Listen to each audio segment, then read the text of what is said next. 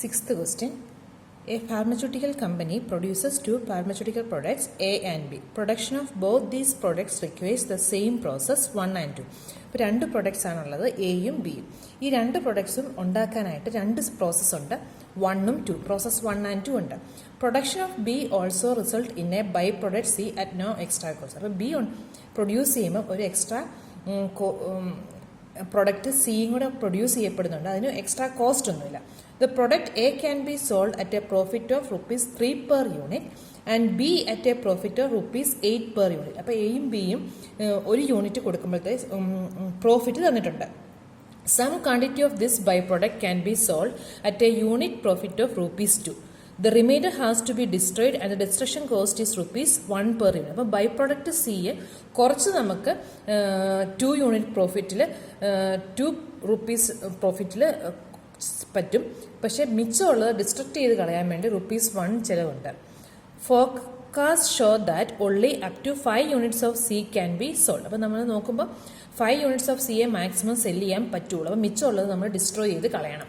The company gets 3 units of C for each unit of B produce. അപ്പം ഒരു B produce ചെയ്യുമ്പോൾ 3 units of C produce ചെയ്യപ്പെടുന്നുണ്ട്. അപ്പോൾ നമ്മൾ ബിയുടെ പ്രൊഡക്റ്റ് എത്രയാണോ അതിൻ്റെ 3 ടൈംസ് സി പ്രൊഡ്യൂസ് ചെയ്യപ്പെടുന്നുണ്ട്. The manufacturing times are 3 hours per unit for A on process 1 and 2 respectively. 3 hours per unit ആണ്, and 4 hours and 5 hours per unit for B on process 1 and 2 respectively. അപ്പം എക്ക് രണ്ടിനും ഒരേ ടൈമാണ്, process 1നും process 2നും 3 തന്നെയാണ് വന്നേക്കുന്നത്. ബിയുടെ കേസ് വരുമ്പോഴത്തേക്ക് 4ഉം 5ഉം ആണ് ടൈം വന്നേക്കുന്നത്. Because of the product C is a byproduct of B, no time is used in producing C. C byproduct ആയതുകൊണ്ട് സിക്ക് പ്രൊഡ്യൂസിങ് കോസ്റ്റ് ഇല്ല. The available times are 18 and 21 hours. Total time 18ഉം 21ഉം ആണ് process 1നും process 2നും ഉള്ളത്. Formulate this problem as an LP model to determine the quantity of A and B which should be produced keeping C in mind to make the highest total profit to the company. അപ്പം ക്വസ്റ്റിന് തന്നെ പറഞ്ഞിട്ടുണ്ട് നമുക്ക് quantity of A and B ആണ് കണ്ടുപിടിക്കേണ്ടത്. അപ്പം നമ്മൾ x1ഉം x2 ആയിട്ട് number of units of എയും ബിയും ആണ്. പക്ഷേ ഇവിടെ രണ്ട്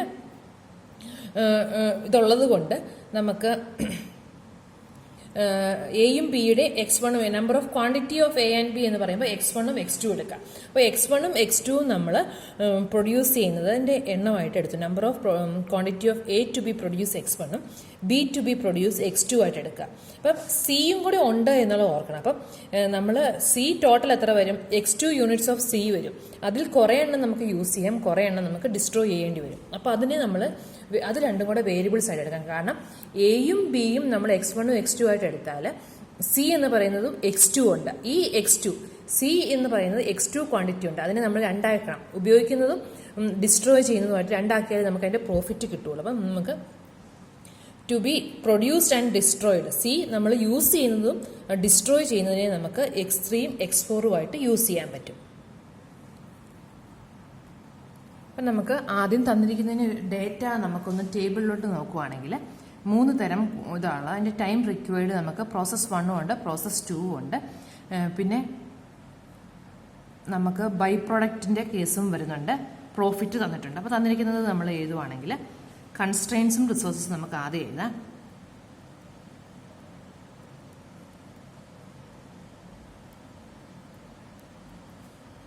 A, B, C, availability.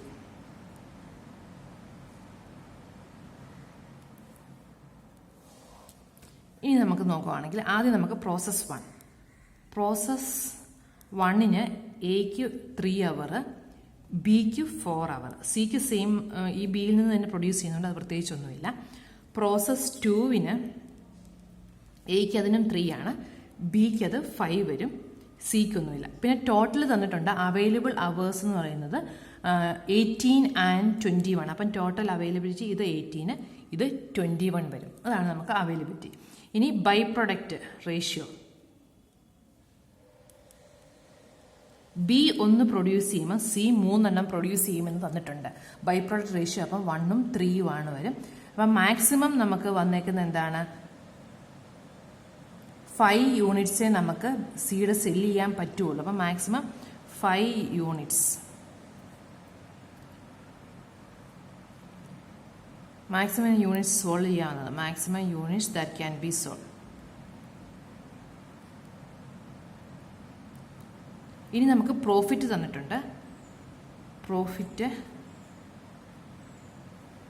Per unit profit ഇതിൻ്റെത് 3, ഇതിൻ്റെ 8, ഇതിൻ്റെ 2. ഇതിനൊരു നെഗറ്റീവ് കൂടെ ഉണ്ട്, ഡിസ്ട്രോയ് ചെയ്യാൻ വേണ്ടി -1 വരും. അത് നമുക്ക് പ്രോഫിറ്റിൻ്റെ അകത്ത് കാണിച്ചാൽ മതി. അപ്പോൾ നമുക്കിത് ഇത്രയും ഡേറ്റാസാണ് നമുക്ക് തന്നിരിക്കുന്നത്. ഇതിനെ ബേസ് ചെയ്ത് നമുക്ക് ആദ്യം എന്ത് ചെയ്യണം? നമുക്ക് ആദ്യം വേരിയബിൾസ് ഡിഫൈൻ ചെയ്യണം. അപ്പോൾ നമുക്ക് ഫസ്റ്റ് വേരിയബിൾ x1 x2 എടുക്കാം. Let x1 and x2 be the units of product A and B to be produced respectively.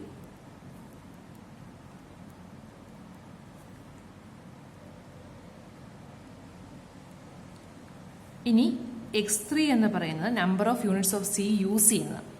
B the units of product C used. C used or sold. Use അല്ലെങ്കിൽ ചെയ്യാൻ പറ്റുന്ന അല്ലെങ്കിൽ solve ചെയ്യാൻ പറ്റുന്നതാണ് നമ്മൾ x3 എടുക്കുന്നത്. x4 be the units of product C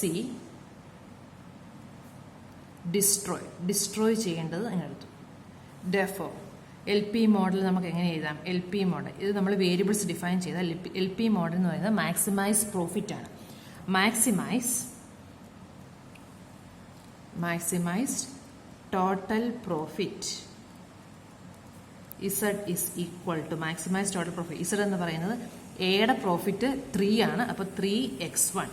ബിയുടേത് 8 ആണ്, 8x2. സിയുടേത് 2 ആണ്, അപ്പോൾ 2x2 ആണ്. x4 ഡിസ്ട്രോയ്, ഒരെണ്ണം ഡിസ്ട്രോയ് ചെയ്യാൻ -1 വരും. ഒന്ന് ഡിസ്ട്രോയ് ചെയ്യാൻ ₹1 ആണ് കോസ്റ്റ്. ഡിസ്ട്രോയ് ചെയ്യാനുള്ള കോസ്റ്റ് നമുക്ക് നഷ്ടമല്ലേ വരുന്നത്, അപ്പോൾ അത് -1 ആണ് വരുന്നത്. അപ്പോൾ അത് -x4 വരും. ഇതാണ് നമ്മുടെ പ്രോഫിറ്റ്. എയുടെ പ്രോഫിറ്റ് ഇൻറ്റു x1, ബിയുടെ പ്രോഫിറ്റ് ഇൻറ്റു x2, സിയുടെ പ്രോഫിറ്റ് ഇൻറ്റു ഇത് x3 ആണ്. സിയുടെ പ്രോഫിറ്റ് ഇൻറ്റു x3, പിന്നെ ഡിസ്ട്രോയ് ചെയ്യാനുള്ള ഇത്. ഇനി നമുക്ക് കൺസ്ട്രെയിൻസ് ഉണ്ട്. Subject to the constrain.